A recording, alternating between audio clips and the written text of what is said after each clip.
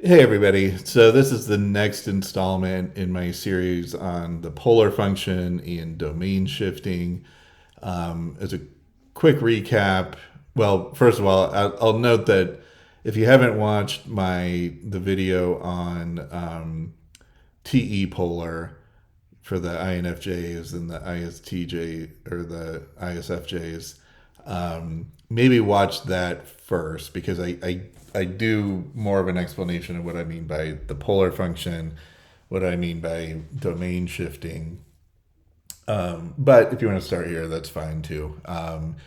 The quick background on the polar function and domain shifting is every type is going to have a certain cognitive function that is called their polar function or point of least resistance, and that's the function that falls into their seventh slot. And and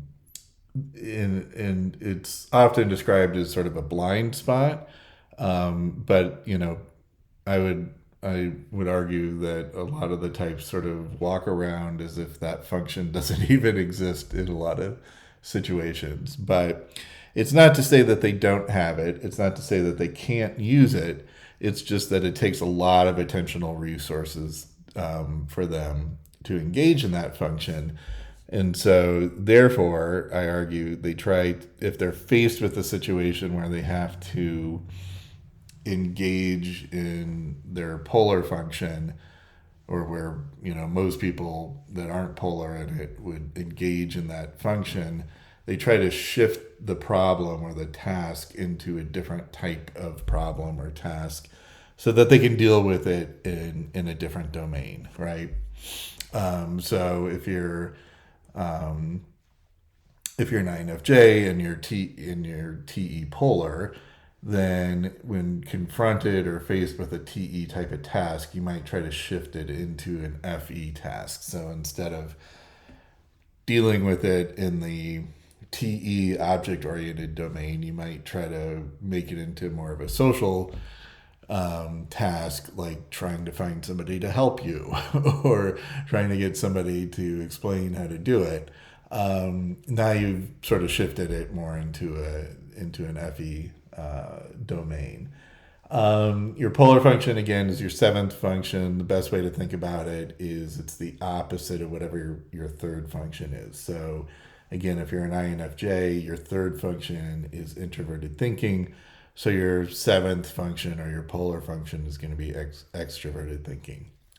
Okay, so in this video, I'm going to talk about the perception functions, the extroverted perception functions, and I think I'm going to try to cover both polar intuition and extroverted intuition and polar extroverted sensing in the same video. I think it might make more sense to sort of go back and forth between the different polar types rather than just making one video for each polar type or polar function. So you're the folks that are going to be polar SE, right? So the folks that have SE in their seventh slot are going to be your INFPs and your INTPs.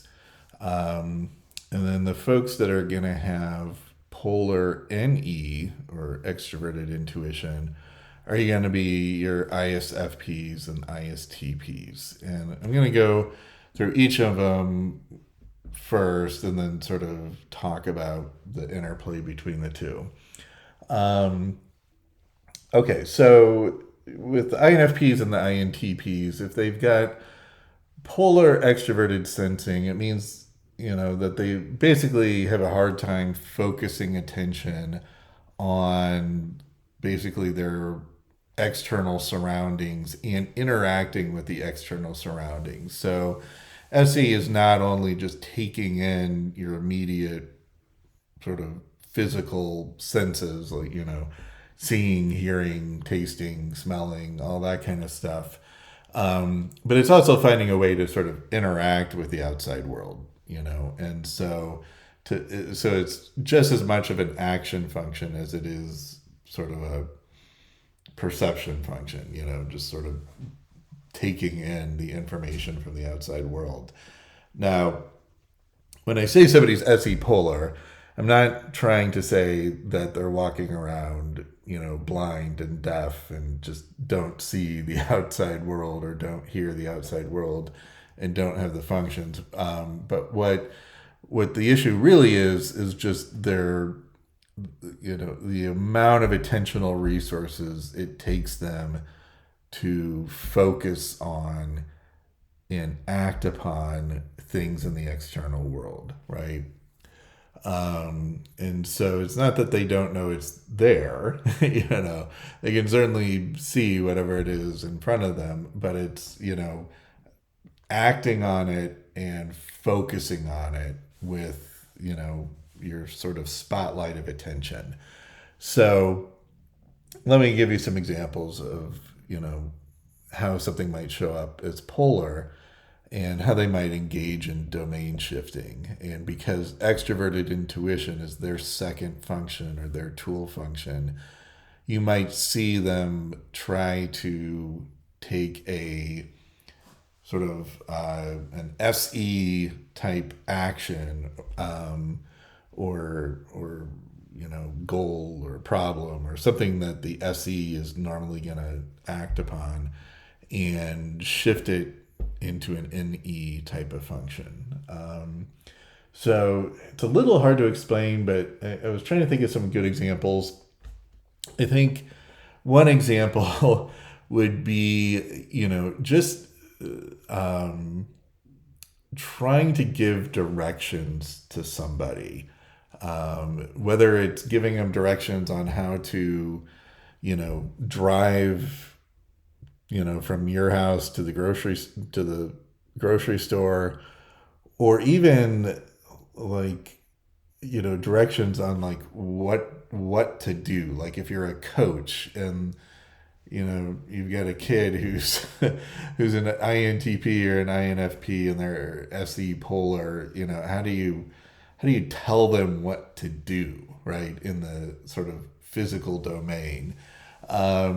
Because if they're using any as their second function or their tool function, they think of action in the sort of metaphysical domain, right? And when I say metaphysical domain, you can loosely think of it as sort of the verbal domain. So you've got your sort of real world interacting with all the physical objects and things and sounds and smells and all that in the real world versus your metaphysical world, which is abstract ideas and, verbal descriptions of things. And so they are going to be much more verbal than they are sort of, sensory.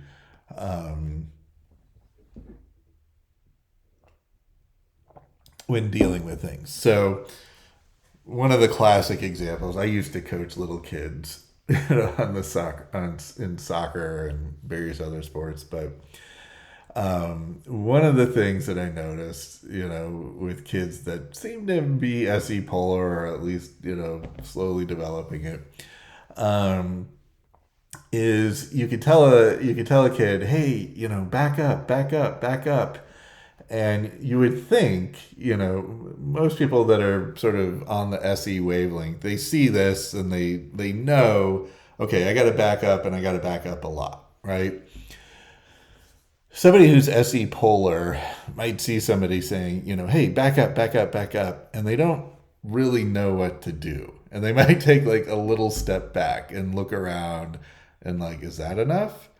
And, the coach is still going, back up, back up, back up. So they'll take another step and then sort of look around and then take another step. And because the thing is they're not really thinking of it in the spatial physical domain. They're just thinking, okay, I was told to back up. And if I take one step back, I'm backing up, right? And so what I quickly learned is when you have a kid like that, and, you have to tell them, take 5 steps back, take 10 steps back, right? Because you need to verbalize it as opposed to trying to express it in, by, waving your hand and saying, back up, back up, back up, back up. Because they just don't read it in the same way that the kids with the high functioning SE, the kids that were running around and chasing the ball around. So to me, that's a pretty good example. And then when I'm but when I'm interacting with INFPs or maybe INTPs, that aren't little kids on the soccer field but are adults, you still see it pop up where, if you try to give them directions from, from going to my house to the nearest grocery store, you could do that in a few different ways. One way you could do it is just say, okay, go out here on the main street, and when you're going to go a few blocks down, but then when you see the White House on the left hand side corner, hang a left, and then keep going until you see the schoolhouse, the red schoolhouse, and then take a right, and then it's going to be another block or two down, right next to the big building with the big green roof, and it's got a big blue sign on it. You can't miss it, right? And so I gave them instructions that are purely SE based, right? They've got, when they're driving the car, not only do they have to remember everything that you just said, but they have to focus their attention on finding that White House and then remembering to go right, and then finding that red schoolhouse or building or whatever I said, and then remembering, which way to turn, left or right. I don't even remember myself. And then looking for the big blue sign next to the building with the big green roof, right? That's probably a nightmare for an INFP or even an INTP, because they're having to engage in action in the world and focus just solely on the physical input that's coming in, the physical stimuli that's coming in, and process that, where you could have just as easily said, take 3 blocks down, and once you hit Main Street, take a left, and then you're going to go another 3 blocks, and then once you hit State Street, take a right, and then you're going to go down State Street for a couple of blocks, and it should be there, right on the corner of State and Broadway or something like that, right? And so now you're describing it in a much more verbal domain, right? You're giving street names as opposed to just objects for them to locate, and you might even be able to break it down into an even more verbal task. But with the INFPs and the INTPs, you'll see a lot of this sort of directionalist almost cluelessness in a way, and it's not. They probably have a bad sense of direction. That might be part of it, but because it is sort of how you interact with the outside world. But if you can shift it from dealing with physical objects and spotting physical objects and using those as landmarks, and shift it into more of a verbal domain, like using street names and like the number of blocks and things like that. How many street lights are you going to pass? As long as you're right and you're precise about it, they're going to have a much easier time, right? Following whatever the directions are. The other thing, I have an example that sort of makes me laugh, and I have an INFP friend, and she's always getting into one situation or another. It's very rarely her fault, but it just she's just got this like black cloud that follows her around. It just has like bad luck all the time, and she was describing to me, a car accident that she got into, but she was really more concerned about like what to do when she went to traffic court. Like she had to go to traffic court, and it was this sort of classic INFP sort of problem where it was just like hard for her to visualize, like, what do I do when I go to court? Like, who am I going to be talking to? You know, what building do I go to? What door do I go into? You know, all this stuff that we can, you know, if you're not SE polar, you can sort of think through your head and your sort of mental sketch pad, and you can kind of see, you know, where that building is and where the door is, and just sort of visualize it. But she was having a hard time just sort of visualizing, you know, how all this works and what's going to happen, you know, and who she has to talk to, and blah blah blah blah. And it wasn't like a TE thing. It wasn't like she couldn't follow directions. Like you start here, then you go here, then you go there. Like that's not the problem. The problem is like literally like not even knowing like where to start in the sense of like just physically where to be. And it was, I don't know, it was real interesting. And then, you know, and then we were sort of talking about the accident, and I'm going to leave out a lot of the details, but one of them was just like somebody who, you know, who wasn't like her passenger or anybody she knew,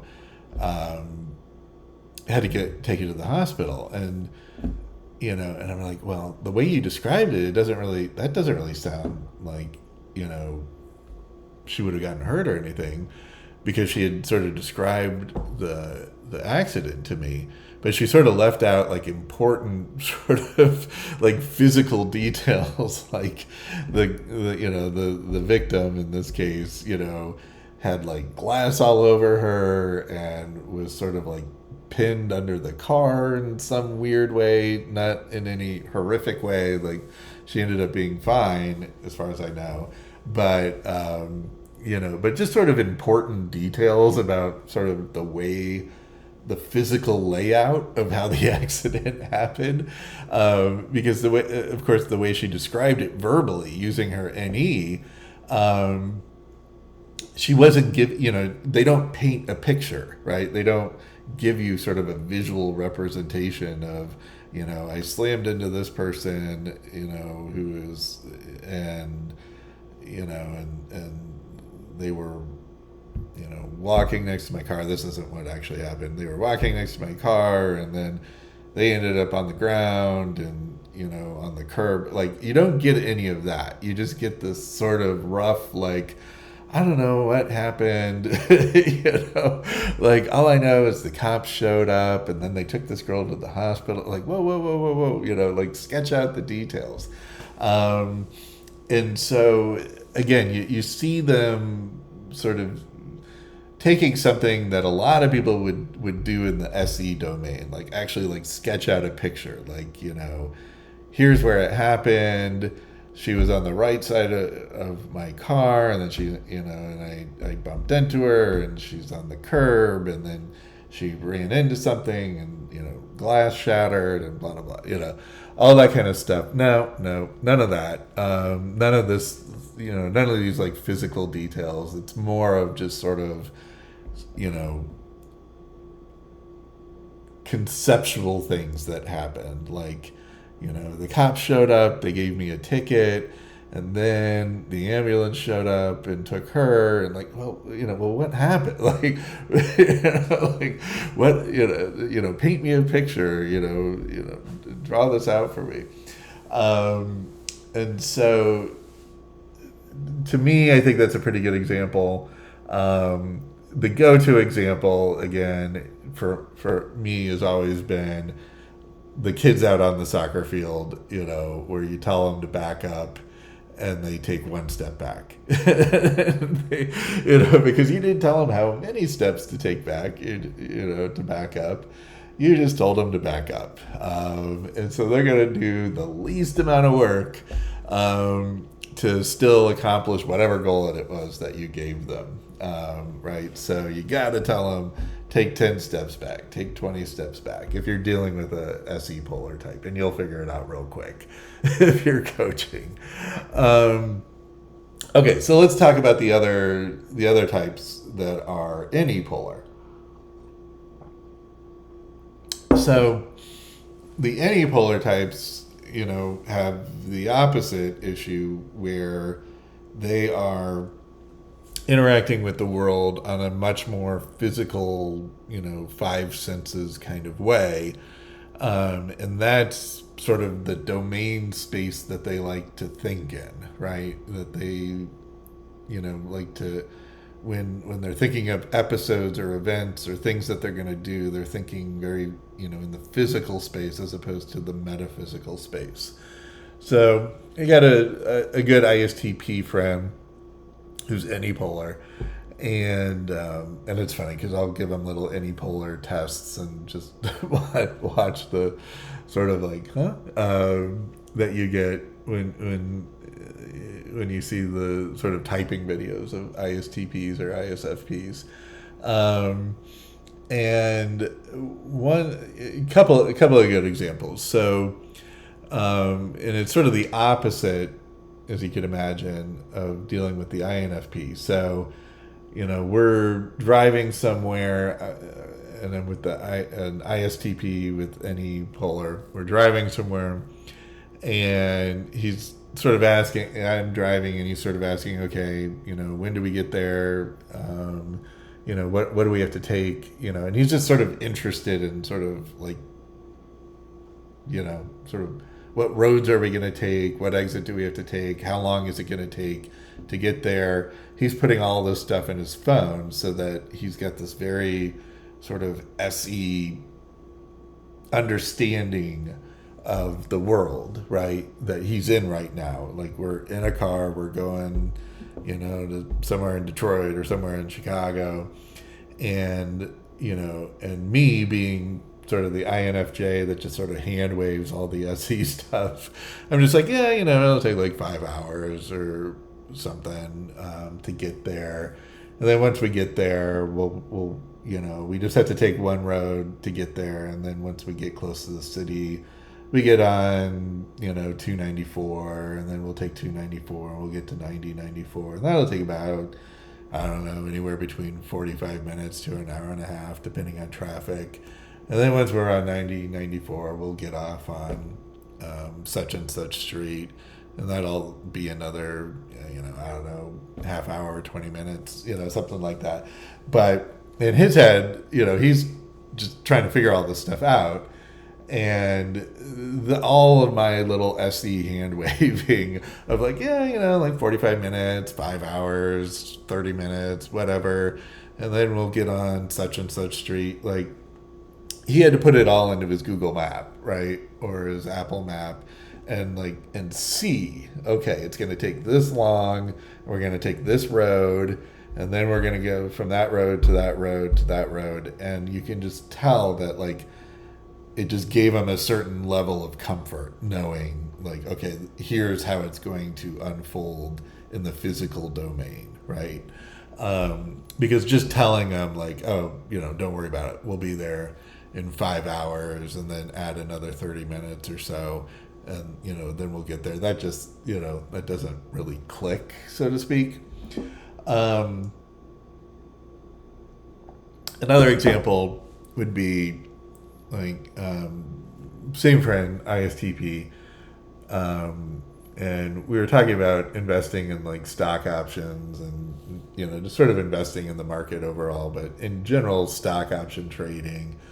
And that can be that's a real complicated abstract thing because you've got call options and put options, and it depends on if you're selling them or buying them, whether or not you want the price of the market to go up or down. And so it's a lot of just like, if you're in this situation, you want it to go up. If you're in that situation, you want it to go down.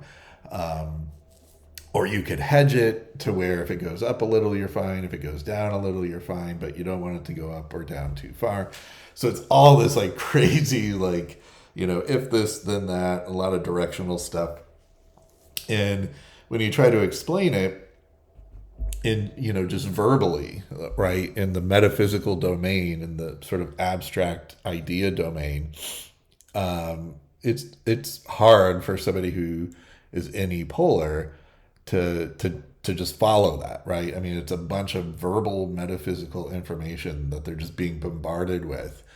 And but then if you just show them, like, a graph that says, okay, if you hit this price, you win money. If you hit, or if you don't hit, or if you stay below this price, you lose money. But it's all pointed out in a graph. Then they get it right away, right? Because you've changed it from just trying to describe it in the metaphysical verbal domain, and now you've given them like a real, like, picture, like, representation. So this is why I would say ISTPs and ISFPs who are NE polar probably hate my videos, because this my videos are, and I will fully admit it, my videos are just any just blah. Like, here's a bunch of verbal metaphysical descriptions of things, and I'm not putting up charts or graphs or little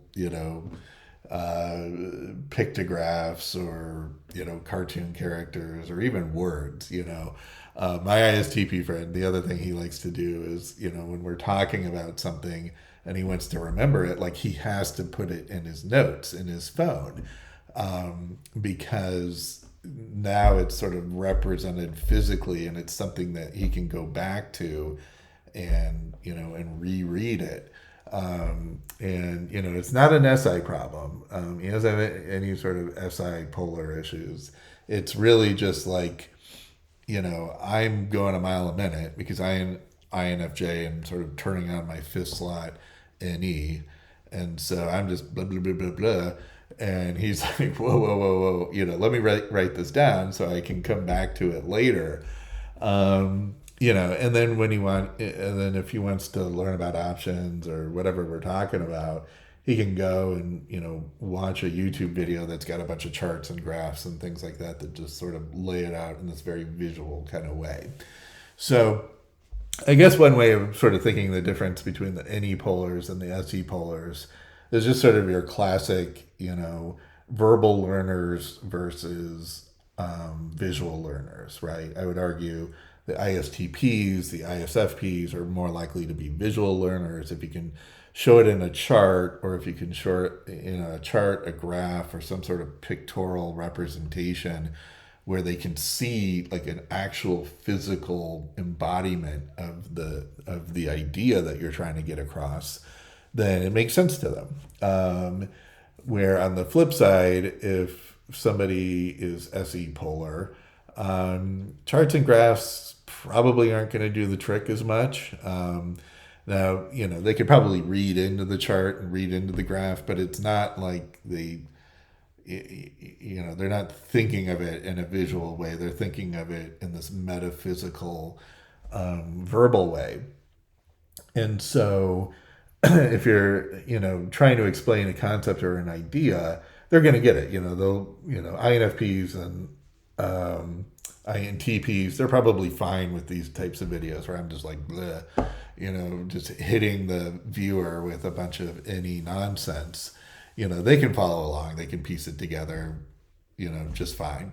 And adding charts and graphs and little pictures is probably not going to help them, any. But as soon as things shift into the SE physical domain world, physical world domain, then you have to again break things down into verbal descriptions as opposed to just sort of having them rely on physical cues or visual cues, that kind of thing. So instead of saying, drive down the street until you see the red house and then turn right, you want to say drive down the street 3 blocks, and when you hit Jackson Street, take a right. And then I also think I've